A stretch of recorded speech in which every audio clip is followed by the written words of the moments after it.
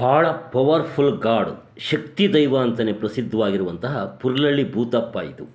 ತುಮಕೂರು ಜಿಲ್ಲೆ ಶಿರಾ ತಾಲೂಕಿನ ಗೌಡಗೆರೆ ಹೋಬಳಿಯ ಪುರ್ಲಳ್ಳಿ ಭೂತಪ್ಪ ಅಂದರೆ ತುಮಕೂರು ಜಿಲ್ಲೆ, ಚಿತ್ರದುರ್ಗ ಜಿಲ್ಲೆ, ಆಂಧ್ರದ ಅನಂತಪುರ ಜಿಲ್ಲೆ, ದಾವಣಗೆರೆ, ಶಿವಮೊಗ್ಗ, ಬಳ್ಳಾರಿ ಈ ಎಲ್ಲ ಜಿಲ್ಲೆಗಳಲ್ಲೂ ಬಹುತೇಕ ಮನೆ ಮಾತಾಗಿದೆ. ಪುರ್ಲಳ್ಳಿ ಭೂತಪ್ಪ ಅಂದರೆ ನಾನ್ ವೆಜ್ ದೈವ, ಅಂದರೆ ಮಾಂಸಾಹಾರಿ ದೈವ.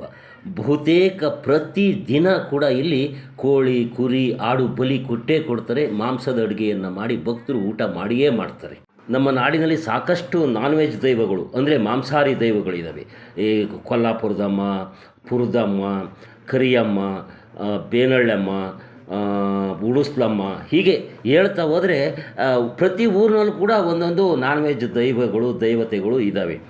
ಆದರೆ ನಾನು ನೋಡಿರುವ ಮಟ್ಟಿಗೆ ಈ ಹಾಸನ ಜಿಲ್ಲೆಯ ಪುರದಮ್ಮನ ಬಿಟ್ಟರೆ ಅತಿ ಹೆಚ್ಚು ಅಂದರೆ ಪ್ರತಿನಿತ್ಯ ಕೂಡ ಮಾಂಸದ ಅಡುಗೆಯನ್ನು ಮಾಡಿ ಊಟ ಮಾಡುವಂತಹ, ಮಾಂಸಕ್ಕೋಸ್ಕರ ಪ್ರಾಣಿಯನ್ನು ಬಲಿ ಕೊಡುವಂತಹ ದೈವ ಇದ್ದರೆ ಪುರದಮ್ಮನ ಬಿಟ್ಟರೆ ಈ ಪುರ್ಲಳ್ಳಿ ಭೂತಪ್ಪನೇ ಅನ್ನೋದು ನನ್ನ ಭಾವನೆ.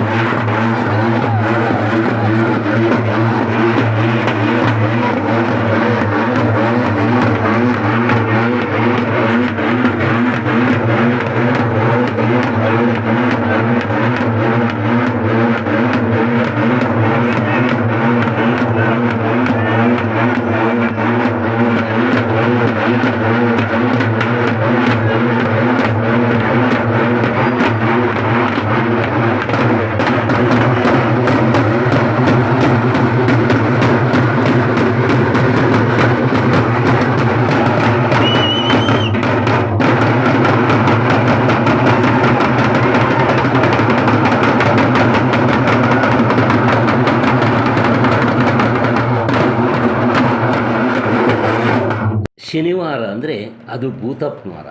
ಆ ಶನಿವಾರದ ದಿನ ಬಹುಶಃ ನೂರಾರು ಅನ್ನೋದೇಕೆ ಸಾವಿರಾರು ಕುರಿ, ಕೋಳಿ, ಆಡುಗಳನ್ನು ಬಲಿ ಕೊಡ್ತಾರೆ. ಬೇರೆ ದಿನ ಕೊಡೋದಿಲ್ವಾ? ಭಾನುವಾರ ಕೂಡ ಅಷ್ಟೇ ಕೊಡ್ತಾರೆ. ಮತ್ತು ಉಳಿದ ದಿನ ಸೋಮವಾರ ಸ್ವಲ್ಪ ಕಡಿಮೆ, ಅವತ್ತು ಕೂಡ ಒಂದೆರಡಾದರೂ ಬಲಿ ಆದೇ ಆಗ್ತವೆ. ಉಳಿದಂತೆ ನಿತ್ಯ ಕೂಡ ಇಲ್ಲಿ ಬಲಿದಾನ ನಡೀತಾನೆ ಇರ್ತದೆ. ಮಾಂಸದ ಅಡುಗೆಯ ಗಮಲು ಇಡೀ ಭೂತಪ್ಪನ ಗುಡಿಯ ಪರಿಸರವನ್ನು ತುಂಬಿಕೊಂಡಿರ್ತದೆ. ನೋಡಿ, ಅಲ್ಲಾಗಲೇ 2 ಕುರಿಗಳು ಬಲಿಗಾಗಿ ನಿಂತಿದ್ದಾವೆ. ಅಲ್ಲೇ ಅಣಕಾಯಿ ತೀರ್ಥ ಮಾಡಿಸಿ ಅವುಗಳನ್ನು ಅಲ್ಲಿ ಬಲಿ ಕೊಟ್ಟು ಕೆಲವೊಮ್ಮೆ ಇಲ್ಲೇ ಅಡುಗೆ ಮಾಡಿ ಊಟ ಮಾಡ್ತಾರೆ. ಇಲ್ಲ ಅಂದರೆ ಮನೆಗೆ ತಗೊಂಡೋಗಿ ಅಲ್ಲಿ ಕೊಯ್ದು ಊಟ ಮಾಡ್ತಾರೆ. ಭಕ್ತಿಯಿಂದ ನಡೆದುಕೊಳ್ಳುವ ಭಕ್ತರನ್ನು ಭೂತಪ್ಪ ಯಾವತ್ತೂ ಕೈ ಬಿಡಲ್ಲ ಅನ್ನುವ ಅಚಲವಾದ ನಂಬಿಕೆ ಈ ಭೂತಪ್ಪನ ಭಕ್ತರಲ್ಲಿದೆ. ಈ ಭೂತಪ್ಪನ ಭಕ್ತರಂದರೆ ಯಾರು? ಈಗಿನ ಹೊಸ ಪೀಳಿಗೆಯವರಲ್ಲ, ತಮ್ಮ ತಾತ ಮುತ್ತಾತ ಪರಂಪರೆಯಿಂದ ನಡೆದುಕೊಂಡು ಬಂದಿರುವಂತಹ ಭಕ್ತರಾಗಿದ್ದಾರೆ. ಅಂಥ ಭಕ್ತರ ಜೊತೆ ಬರುವ ಬೇರೆ ಭಕ್ತರು ಕೂಡ ಒಮ್ಮೆ ಈ ಭೂತಪ್ಪನ ದೇವಸ್ಥಾನಕ್ಕೆ ಬಂದರೆ ನಿರಂತರವಾಗಿ ಭೂತಪ್ಪನಿಗೆ ಭಕ್ತರೇ ಆಗಿಬಿಡ್ತಾರೆ. ಭೂತಪ್ಪ ಅಂದರೆ ಈ ಮಾಟ, ಮಂತ್ರ, ದೆವ್ವ, ಪೀಡೆ, ಪಿಸಾಚಿ ಇವುಗಳನ್ನೆಲ್ಲ ತೊಲಗಿಸುವ ಶಕ್ತಿ ದೈವ ಅನ್ನುವ ನಂಬಿಕೆ ಇದೆ.